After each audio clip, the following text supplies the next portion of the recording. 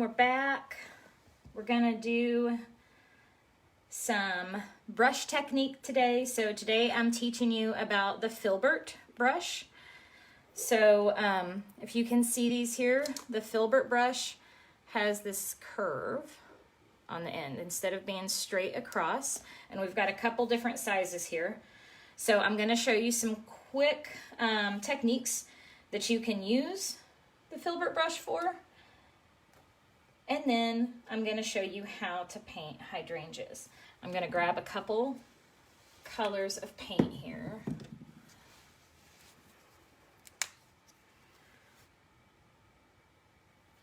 And we don't need a ton. I love this color. This is Wisteria from Deco Art. And then this one is Periwinkle. So I'm just kind of getting some, you know, hydrangeas. There are a lot of different colors. My favorite ones are this color. Let's do this ultra deep blue here. So when you're doing the hydrangeas, you want to have some contrasting colors. So again, you're wanting to build layers in this painting. Let's do, so we've got some purples and blues, and then I'm gonna grab some white, and then we're gonna start playing. But I will tell you this, don't get discouraged if you don't get something right away. This is like anything in life. Sometimes it just takes practice. Some things come to us easier, some things don't. But the more you practice something, the better you're gonna get at it. So let's just go over some just brush strokes first. And different sizes. You don't have to have all these sizes. This is probably my favorite one. This is out of my brush set in the Amazon store. I love this size, but you can do all different sizes. So let's just do some little brush strokes here. So the thing I love about the Filbert is that it's got that curved edge on the bristles. That's what makes it so great for flowers. So you can just kind of press down and pull.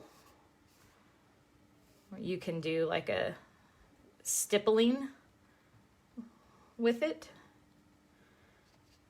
You can do, so this was me holding it down flat, right? Like this. That was a pull, so I pulled it. You can also do just a press. And then, again, holding it flat or turning it on its side. And doing like the little commas. So there's a couple different ways you can play with them. So those are just some basic little brush strokes you can do. You can also, like, let's do just like a little leaf over here. We're gonna have a blue leaf.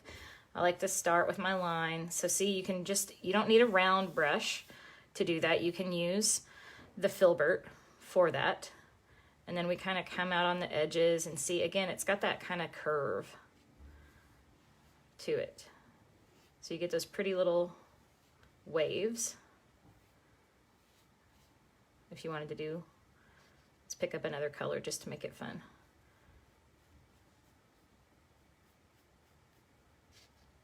Just so you can kind of see those brush strokes in there a little bit.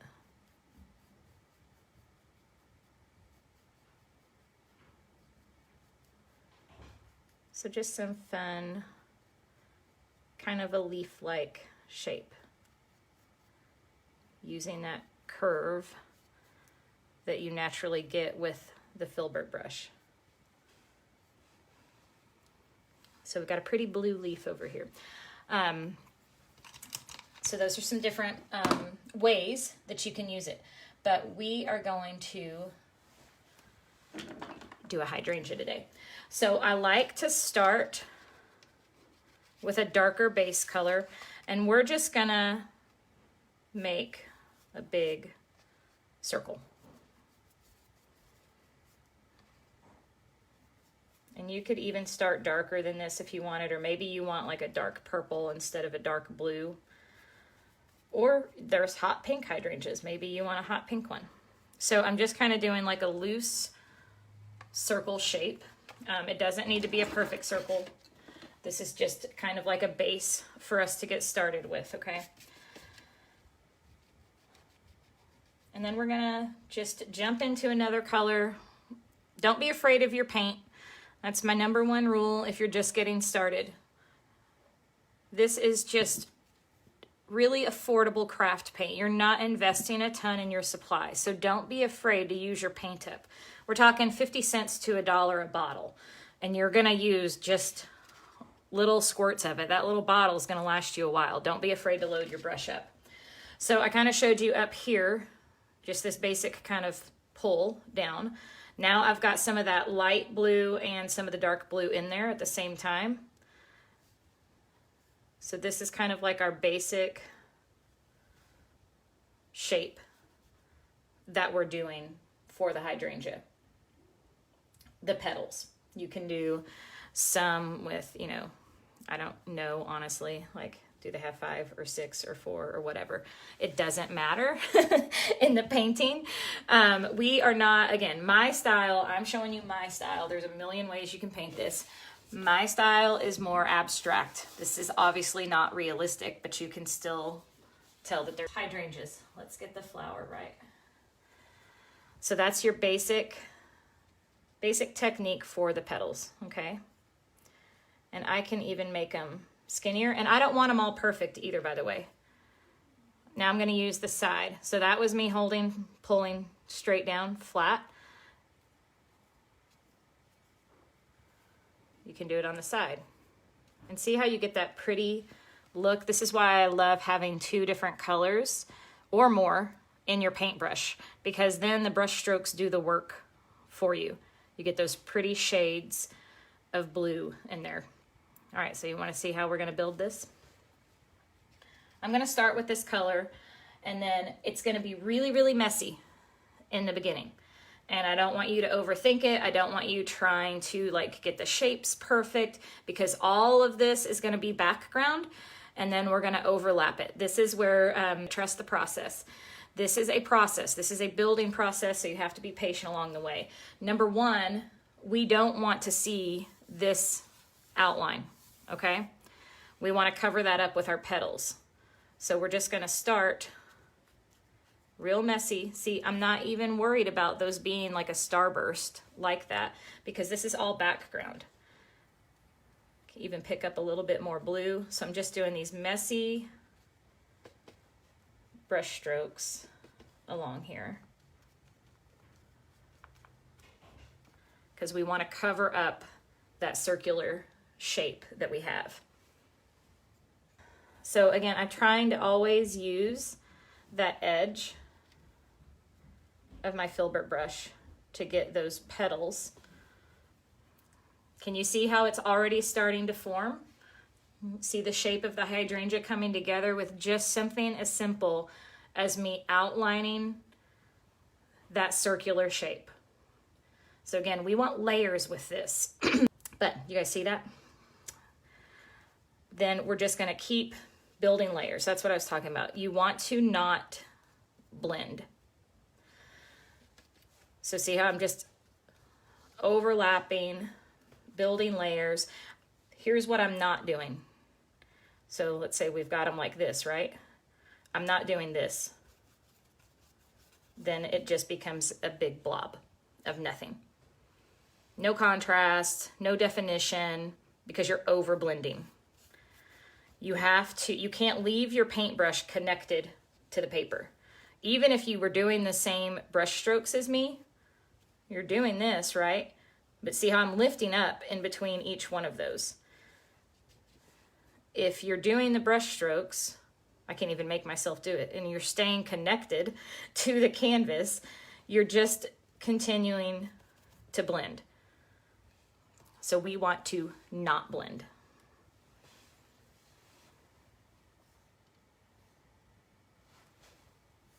I'm thinking this already is starting to look like a hydrangea, and I've barely even done any of the brush strokes. But this is what I give credit to the brush for this. This is why I choose a Filbert. So now we've got these pretty little petals. inside of here, right? So now we're going to come back and add a little more definition and start making them come together. So this is a forward facing hydrangea.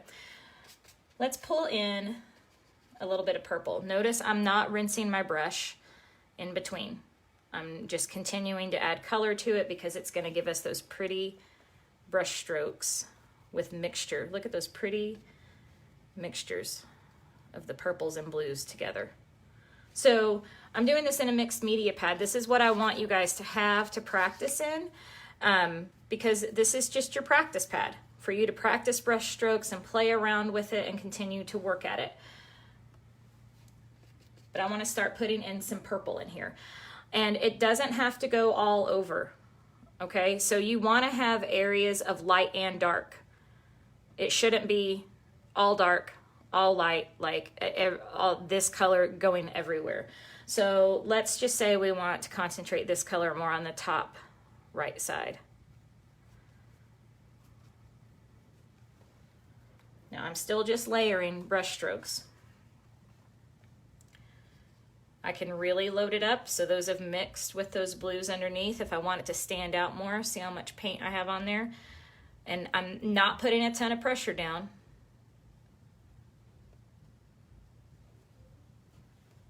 And then you get those bolder brush strokes there.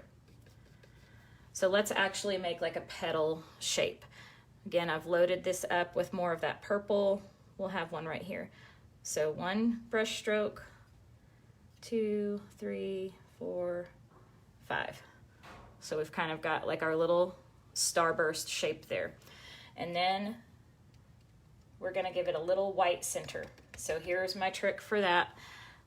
Flip your brush over, use the back of the paintbrush, and you're just gonna put a little dot there. So that's how we're gonna get, not all of them are gonna be like that. Again, we want some variation in here. Let's do, so I'm gonna grab some of that bright purple and then some of this, like, I think it was called periwinkle.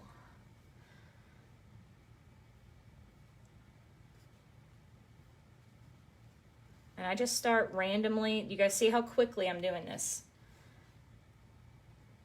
You don't need to overthink this.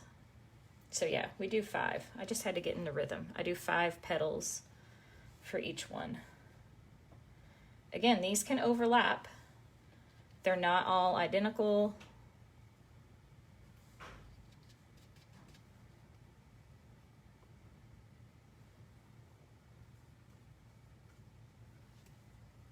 And you can even start pulling in some darker blue again if you want.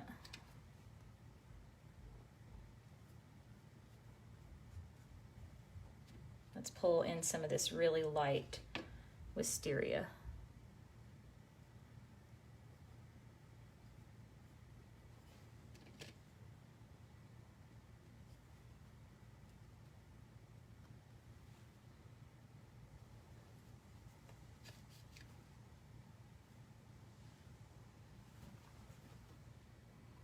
Does that make sense how we're starting to stack those?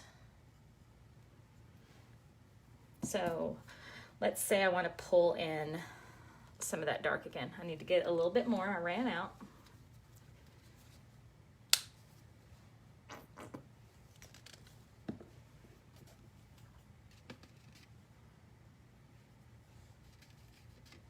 Let's do some darker on the bottom. I'm twisting my arm around to get those. So just kind of playing with lights and darks and color. Okay, so I'm going to go back to my little white centers. Again, I'm not doing it on all of them. Some are smaller than others.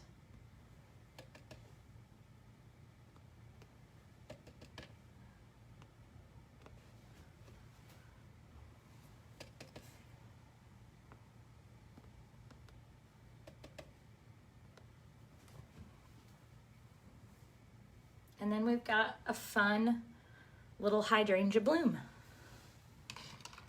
Now, I didn't pay too much attention to that. I wanted it a little darker on the bottom, but I didn't make specific highlights up here. But if I wanted to have a little bit of highlight, I could focus a little more white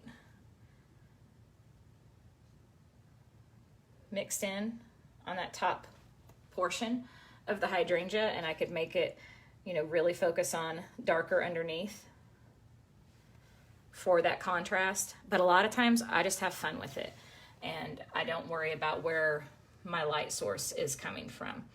Hopefully that helped you guys and you enjoyed that lesson. All right, I will talk to you guys later. Bye.